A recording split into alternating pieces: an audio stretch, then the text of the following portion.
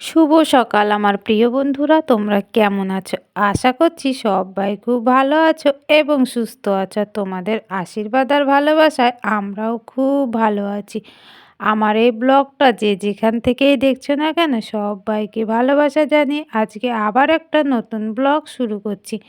তাই দেখো বন্ধুরা, আমি সকালবেলা ঘুম থেকে উঠে বাসি ঘরটা তো প্রথমে ঝাড় দিয়ে নিয়েছি। তারপরে উঠোনটা ঝাড় দেওয়ার পরে উনুনের পাড়টা লেপে নিয়েছি। আর উনুনের পাড়টা লেপে-টেপে দেখো চলে এসেছি আমি থালা বাসন নিয়ে কলপাড়ে। আর যখন বাসি ঘরটা ঝাড় দিচ্ছিলাম তখন কিন্তু থালা বাসনগুলো কলপাড়ে রেখে গেছিলাম জল দিয়ে ভিজিয়ে। তা থালা বাসনগুলো তো এতক্ষণ ভরে ভিজলো, তা ওদিকে সমস্ত কাজ করে চলে এসেছি এবার থালা বাসনগুলো মাজার জন্য। আর এখন আমি কিন্তু থালা বাসনগুলো মেজে নিচ্ছি। তো দেখো হালকা, হালকা কিন্তু রোদও উঠে গেছে, আবার হালকা, হালকা মেঘলাও করছে। মানে পুরোপুরি রোদও না, আবার পুরোপুরি মেঘলাও না। তেমন একটা শীত নেই, সেই জন্য চাদর সোয়েটার আজকে পরিনি, খুলেই রেখেছি। আজকে দেখো আমাদের সকালবেলা অনেকগুলো বাসন হয়েছে, কারণ আগের দিন রাত্রেবেলা সেই চাউমিন খেয়েছিলাম, তারপরে ভাত খেয়েছি, সেই দুরকম হয়েছে, সেই জন্যে আজকে অনেকগুলো বাসন হয়েছে। আর তোমরা তো দেখো আমার এতগুলো বাসন হয় না, এবার দুবার দুবার খাওয়া হয়েছে বলে অনেকটাই বাসন হয়েছে। তা যাই হোক, বাসনগুলো তো সব আমার মাজা হয়ে গেছে। আর এখন আমি হাঁড়িটা মেজে নিচ্ছি। হাঁড়িটার তলায় একটু কালি পড়েছে বলে ওই কৌটোটায় বালি রাখা আছে, তাই সেই বালিটা দিয়ে একটু ভালো করে মেজে কালিটাকে তুলে দিলাম। আর দেখো কড়াটা রয়েছে, সে তো রাত্রেবেলা রান্না হয়েছিল, মানে সেই পাস্তা রান্না করেছিলাম, তাই কড়াটাও দেখো আবার এঁটো হয়ে গেছে। প্রত্যেক দিন তো দুপুরবেলা হচ্ছে মেজে রাখি, আগের দিনও মেজে রেখেছিলাম, কিন্তু হচ্ছে রাত্রেবেলা সেই পাস্তা করলাম তো, তারপরে দেখো এঁটো হয়ে গেছে, তাই আবার কড়াইটাও আজকে সকালবেলা আবার মাজার জন্য নিয়ে চলে এসেছি। তো এদিকে তো দেখো আমার সমস্ত বাসন-কোসন সব মাজা হয়ে গেছে, আর আমি তো গামলায় জল ভরে নিয়েছি। এখন আমি সব বাসনগুলো একটা একটা করে ধুয়ে নেব।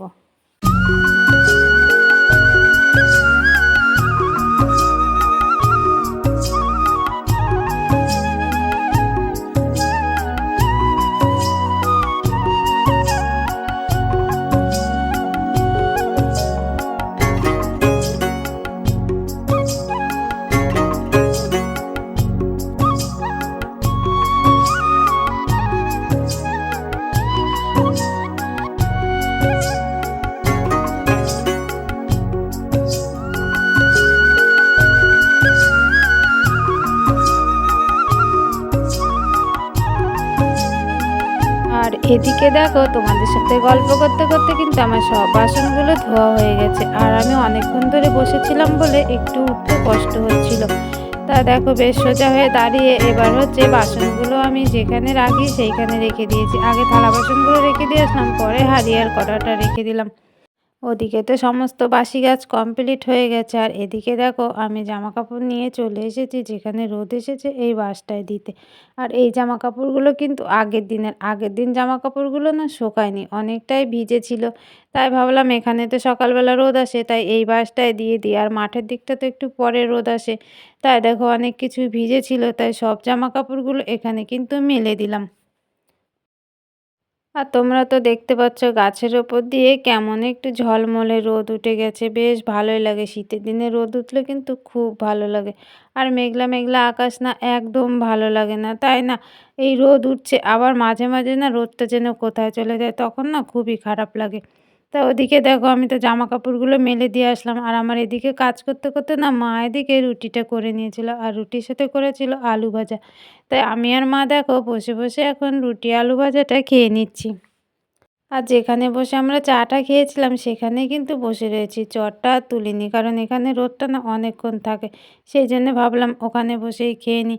তা ওদিকে দেখো আমাদের খাওয়া দাওয়াটা হয়ে গেল, আর গুড্ডু সোনার না অনেক কটা জামা কাপড় ছিল, আগের দিন তো কাচা হয়নি, তা সেগুলো রেখে দিয়েছিলাম। আর গামলার মধ্যে সার্ফ আর জল নিয়ে সেগুলোকে আমি একটু ঘষে ঘষে ময়লাগুলোকে তুলে দিচ্ছি। আর ওদিকে মা আমাকে ডাকছিল বলে আবার একটু তাকিয়ে দেখলাম কি বলছিল।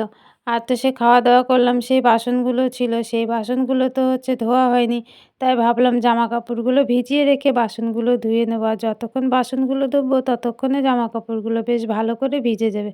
তা দেখো এখন আমি বাসনগুলো মাজতে বসে গেছি। আর এই বাসন-টাসনগুলো মেজে জামাকাপড়গুলো কেচে তারপরে একবার চান দান করে ভাতটা বসিয়ে দেবো। এগুলো হচ্ছে করে আবার ভাত বসাতে গেলে অনেকটা দেরি হয়ে যাবে চান করতে। সেই জন্য ভাবলাম এদিকে সমস্ত কাজগুলো গুছিয়ে তারপরে চানটা করে নেবো। আর শীতের দিনে সকাল সকালে চান করে নিলে একটা ঝামেলা চলে যায়। আর বিকেল হলে না একটুও চান করতে ইচ্ছে করে না। তো যাই হোক দেখো আমার ওদিকে থালা বাসনগুলো কিন্তু মাজা ধোয়া কমপ্লিট হয়ে গেল। আর ওখানে রেখে দিয়ে এসে আমি এখন জামাকাপড়গুলো কেচে নেব। তা জামাকাপড়গুলো কেচে উঠে চান করতে না করতে মা বলল, "যা গুড্ডু চুলটা কেটে নিয়ে আয়।" কারণ অনেক দিন ধরে কাটবো কাটবো করে আর কাটা হচ্ছে না। তাই দেখো গুড্ডুকে নিয়ে চলে এসেছি সেলুনে। আর গুড্ডু এত পরিমাণ কান্না করছে কি করব দেখো।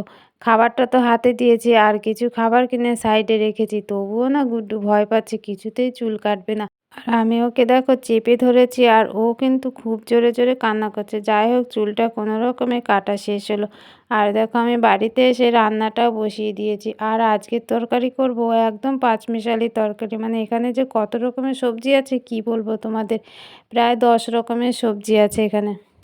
আলু আর ফুলকপিটা শুধু বাজারের কেনা। আর যা সবজি আছে সমস্ত সবজিগুলোই কিন্তু আমাদের বাড়ির সবজি। তাই ভাবছিলাম কি রান্না করব। বাড়িতে তো অনেক সবজি আছে। তাই ভাবনা চিন্তা করে একদম সব রকম সবজি দিয়ে একদম শুকনো শুকনো করে একটা তরকারি রান্না করে ফেললাম। তা দেখো ওদিকে আমার তরকারিটা পুরো রেডি হয়ে গেছে। আমি এখন নামিয়ে নেব। তরকারিটা দেখো একদমই শুকনো শুকনো করেছি। একটুও কিন্তু তরকারিতে ঝোল নেই। আর নামানোর আগে একটু ধনেপাতা দিয়ে দেবো। আর আমার ধনেপাতাগুলো না অনেকটা বড় বড় হয়ে গেছে, খাওয়ার মতো হয়ে গেছে। তাই এখন না অল্প অল্প করে তুলে কিন্তু খাওয়া শুরু করে দিয়েছি। কারণ কদিন পরে তো আবার বড় হয়ে যাবে, ফুল হয়ে গেলে তখন আর খাওয়া যাবে না। সেই জন্য এখন থেকে খাওয়া শুরু করে দিয়েছি। আর দেখো বন্ধুরা আগের দিন তো দেখলে বিকেলবেলা আমি মটর শাক তুলছিলাম, তা সেদিন তো আর রান্না করা হয়নি। পরের দিন সকালবেলা দেখো মটর শাকগুলোকে মা একদম ছোট্ট ছোট্ট করে কেটে দিয়েছে। আর এই শাকগুলোকে আমি একটু ঘন্ট করে নেব। তা দেখো হচ্ছে আদাটা থেতো করে নিয়েছিলাম। আদার যে রসটা ছিল শাকের মধ্যে নিংড়ে রসটা দিয়ে আমি আদাটাকে ফোড়ন দিয়ে দিয়েছি। আর শাকগুলো এখন ওর মধ্যে দিয়ে দেবো। আর একদম কি বলবো কচি কচি শাক একদম উনুন দেওয়ার সঙ্গে সঙ্গে না একদম নেতিয়ে পড়েছে।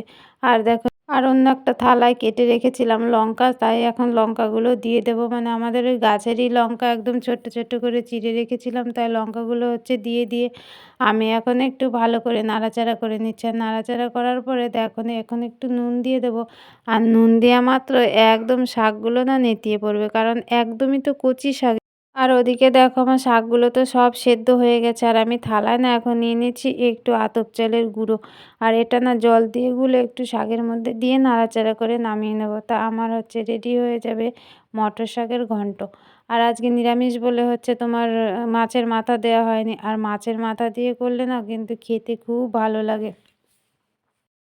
আর ওদিকে দেখো আমার রান্নাবান্না তো সব কমপ্লিট হয়ে গেছে। আর গুড্ডু সোনার জন্য একটা ডিম সেদ্ধ দিয়েছি। আর উনুনের পাটটা এখন ভালো করে ঝাড় দিয়ে দুটো একটা জ্বালানি যা ছিল সেইগুলো সব দিয়ে দিলাম উনুনের মধ্যে।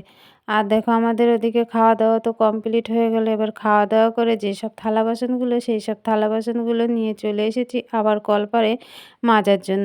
আর আমি জমির দিকে যাবো একটু, সেই জন্য ভাবলাম থালা বাসনগুলো মেজে তারপরে ওদিকে চলে যাব।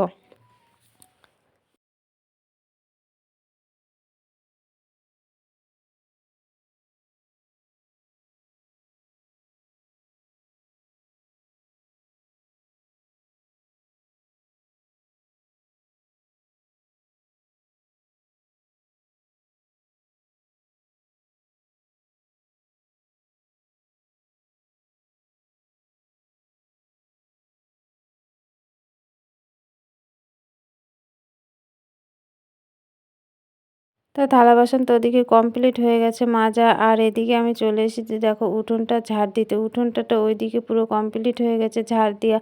আর এখন আমি কলপাড়ের দিকটা একটু ঝাড় দিয়ে নিচ্ছি। আর এই দিকটা তো খুব একটা নোংরা হয় না, তা খুব একটা ঝাড়ও দেওয়া হয় না। তা আজকে ভাবলাম একটু বিকেলবেলা ঝাড় দিয়ে নিই। তা ঝাড় দিতে দিতে দেখো আমি একদম কলপাড়ের ওইদিকে চলে গেছি। একদম ওই গাছের গোড়ায় জড়ো করে রেখে দেবো। তা ওদিকে তো আমার ঝাড় দেওয়া হয়ে গেছে। আর দেখো এখন ঝাঁটাটা নিয়ে আমি চলে যাচ্ছি। যেখানে ঝাঁটাটা রাখি সেইখানে রেখে দিচ্ছি। তো ওদিকে সমস্ত কাজ করে দেখো চলে এসেছি আমি জমিতে। আর ওখানে না বিনস গাছ লাগিয়েছি, সেখানে দেখো দু সাইডে দুটো হচ্ছে লাঠি পুঁতে দিয়েছি। আর তার ওপর দিয়ে আমি দড়িটা নিয়ে দিচ্ছি। এবার এর ওপর দিয়ে না কিছুটা কঞ্চি দাঁড় করিয়ে দেবো, গাছগুলো লতিয়ে যাচ্ছে। তা আর হচ্ছে বেশি লতালে তখন আবার সব জড়িয়ে যাবে, সেই জন্য অল্প থাকতে থাকতে কিছু একটা মানে ওর গোড়ায় গোড়ায় পুঁতে দিলে পরে সেটা বেয়ে বেয়ে উঠে যাবে। তো দড়ি দেখো ওই মাথায় বেঁধে দিয়েছি, আর এখন আমি এই মাথায় বেঁধে দিচ্ছি দড়িটা। আর ছোট্ট ছোট লাঠি নিয়েছি, কারণ সবার মুখে শুনেছি বিনস গাছগুলো বড় বড় হয় না, ছোট ছোটই থাকে। আর আমি এখনও কোনো দিন লাগাইও নি, আর গাছগুলো না আমি দেখিনি, এই প্রথম। তাই এখন দেখি কত বড় হয় আর কেমন হয়। তা ওইদিকে দড়ি দিয়ে দিয়েছি, আর এদিকেও দেখো আমি এখন দড়িটা বেঁধে দিচ্ছি। আর নিয়ে এসেছি একদম ডালওয়ালা ছোট ছোট কঞ্চিগুলো, তাই প্রত্যেকটা গাছের গোড়ায় একটা একটা করে কিন্তু পুঁতে পুঁতে দিচ্ছি, আর ওইগুলো হচ্ছে বেয়ে বেয়ে উঠে যাবে। তা দেখি কতটা কি করতে পারি। সবটা যদি হয় আজকে তাহলে ভালো, না হলে কালকে আবার কিছুটা দিয়ে দেব। তা চলো বন্ধুরা, ব্লগটা আর বড় করছি না, আজকের মতো এখানেই শেষ করছি। তোমাদের সাথে দেখা হবে আবার পরবর্তী একটা ব্লগে। ততক্ষণে তোমরা সবাই ভালো থাকো আর সুস্থ থাকো। টাটা সবাইকে।